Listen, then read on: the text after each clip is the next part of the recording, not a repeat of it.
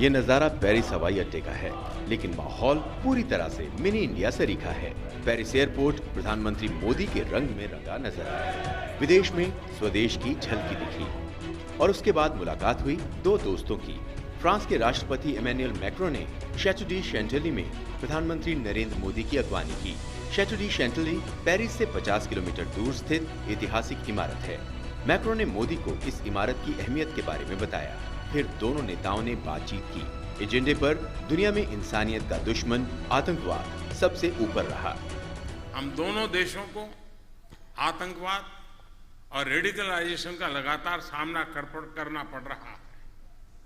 Cross border terrorism का मुकाबला करने में हमें फ्रांस का बहुमूल्य समर्थन और सहयोग मिला है। इसके लिए हम प्रेसिडेंट मैक्रों का धन्यवाद देते हैं।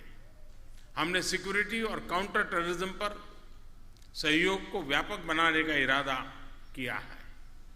मैरीटाइम और साइबर सिक्योरिटी में भी हमारे बढ़ते सहयोग को और मजबूत करने का फैसला भी हमने किया है। प्रधानमंत्री मोदी और राष्ट्रपति मैक्रों के बीच कश्मीर मुद्दे पर भी चर्चा हुई। राष्ट्रपति मैक्रों ने कश्मीर पर भारत के रुख का समर्थन किया।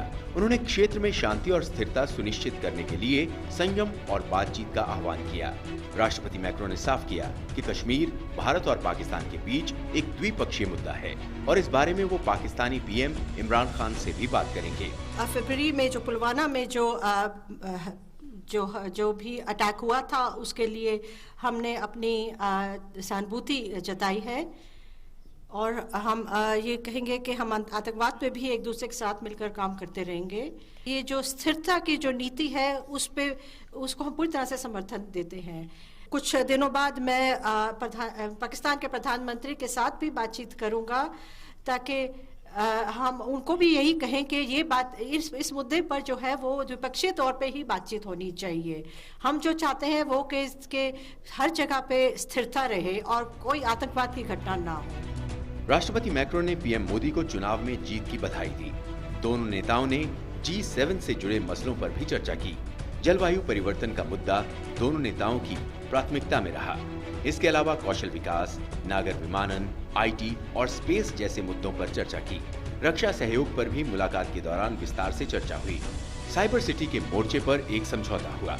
असैनिक परमाणु मोर्चे पर दोनों देशों ने जैतापुर संयंत्र पर काम करने पर सहमति जताई। राष्ट्रपति मैक्रों ने कहा कि पिछले एक साल में भारत और फ्रांस के बीच द्विपक्षीय व्यापार में 25% की वृद्धि हुई है। वार्ता के दौरान दोनों देशों के मजबूत सांस्कृतिक संबंधों की भी झलक देखने को मिली। 2021-22 में फ्रांस भारतीय संस्कृति पर्व मनाया जाएगा, जिसको नमस्ते फ्रांस नाम दिया गया है।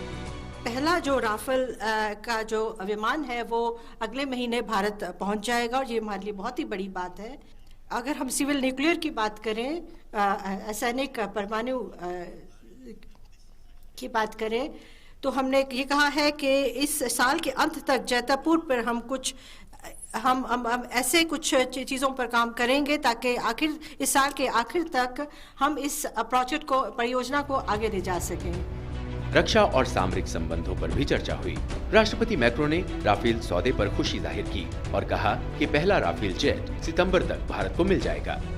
भारत और फ्रांस ने अक्षय ऊर्जा के क्षेत्र में एक समझौता ज्ञापन पर हस्ताक्षर किए। दोनों देशों ने कौशल विकास और व्यावसायिक प्रशिक्षण में सहयोग के लिए एक सहायक प्रबंधन और साइबर सुरक्षा पर सहयोग समझौते के साथ साथ संयुक्त समुद्री डोमेन जागरूकता के लिए क्रियान्वयन में सुधार पर भी सहमति बनी। भारत और फ्रांस ने कंधे से कंधा मिलाकर आजादी और लोकतंत्र की रक्षा की है। फासिज्म और एक्सट्रीमिज्म का मुकाबला किया है। फर्स्ट वर्ल्ड वॉर के दौरान हजारों भारतीय सैनिकों का बलिदान आज भी फ्रांस में याद किया जाता है। आज आतंकवाद, क्लाइमेट चेंज, एनवायरनमेंट और टेक्नोलॉजी के समावेशी विकास की चुनौतियों का सामना करने के लिए फ्रांस और भारत एक साथ मजबूती से खड़े हैं। भारत और फ्रांस के संबंधों को लेकर पीएम ने कहा कि ये बहुत पुराने हैं। दोनों देश सालों से द्विपक्षीय और बहुपक्षीय रूप से एक साथ काम कर रहे हैं और पीएम मोदी की ये यात्रा दोनों देशों के संबंधों में एक नया अध्याय जोड़ेगी। शैलेंद्र मिश्र और सुधीर यादव की रिपोर्ट।